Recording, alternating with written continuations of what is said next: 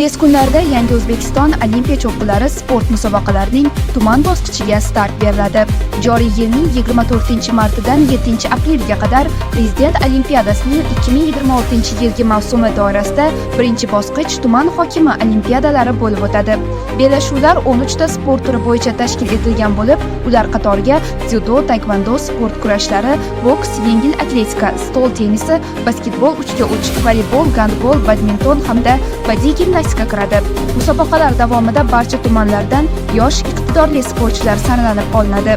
Mazkur sport musobaqalari orqali Olimpiya va Paralimpiya o'yinlari uchun O'zbekiston sportchilari zaxirasini kengaytirish maqsad qilingan. Shuningdek, iqtidorli sportchilarni eng quyi bo'g'indan boshlab aniqlash, ularni professional sportga yo'naltirish va tayyorlash uchun keng imkoniyatlar yaratilgan. Toshkent shahrida istiqomat qiluvchi, sport bilan muntazam shug'ullanadigan 13-14 yoshli o'smirlarni ushbu bellashuvlarda faol ishtirok etishga chorlaymiz.